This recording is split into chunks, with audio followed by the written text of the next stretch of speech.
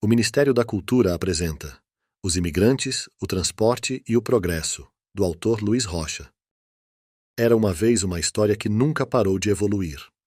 Na província de São Pedro, do Rio Grande do Sul, naquele ano de 1800, o ritmo do crescimento era lento como o passo dos bois. Andava com o berro do tropeiro, o grito para o boi da ponta e o resfolegar do cansaço escravo com a carga nos ombros. Não havia sequer uma cidade. Somente quase uma década depois, foram criados 4 municípios e, nessa ocasião, a capital contava com apenas 4.000 almas, devidamente batizadas. Na década de 1820, o crescimento foi impulsionado pela imigração germânica, que deixou de ser individual e passou a ser estimulada, dando início ao processo de industrialização que, felizmente, foi mais rápido do que o pretendido branqueamento da população, um dos objetivos do Império ao trazer os europeus. Mas esse crescimento foi atrasado pelas guerras, que nunca esqueciam de acontecer. No século XIX, elas começaram com Borges do Canto, fazendo quase o impossível e aumentando o território em cerca de 1/3 com a anexação das missões espanholas. Houve a Guerra contra Artigas, de 1816 a 1820, a anexação da província Cisplatina, Uruguai, que rendeu diversos conflitos para reavê-la, de 1817 a 1828, e a Revolução Farroupilha, de 1835 a 1845. Mesmo com a terra arrasada, o Estado começou um processo de recuperação. Mas, logo em seguida, eclodiu outra guerra, desta vez com o Paraguai, de 1865 a 1870. Terminada a contenda, mas não por isso, foram criadas as colônias imperiais na Serra Gaúcha, Dona Isabel e Conde Deu. Somente 5 anos depois, 1875, chegaram as primeiras famílias de colonos italianos.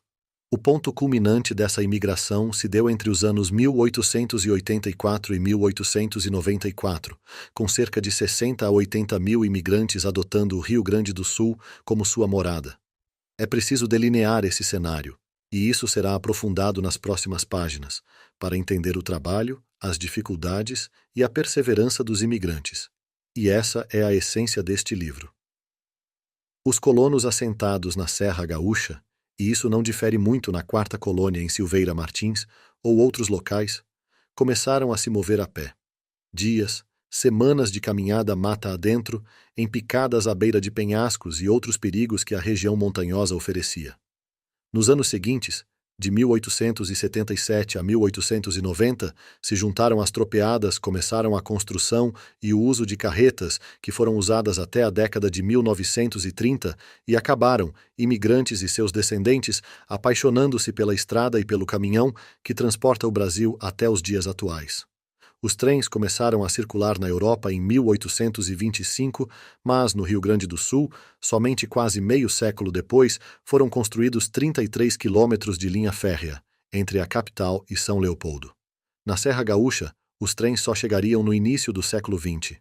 O imigrante, agora em sua terra, produzia, comercializava, abria estradas e transportava, pouco a pouco construindo o Rio Grande do Sul e o Brasil, escrevendo uma história que ainda não parou de evoluir. Dos sacos carregados nos ombros em meio à mata, cargas em lombo de mula, em carretas, caminhões, para hoje dominar o cenário do transporte no Brasil, construir estaleiros, ônibus, dirigíveis, trens, moldar verdadeiramente o progresso da nação. Este livro procura registrar o trabalho incansável desses homens e mulheres que, com trabalho, perseverança e determinação, não mediram esforços para nos trazer até aqui. Para que tenhamos a oportunidade e o orgulho de dizer que somos filhos do Rio Grande do Sul, filhos e netos de imigrantes, e acreditamos que o trabalho, de todas as etnias, é o caminho para um mundo melhor.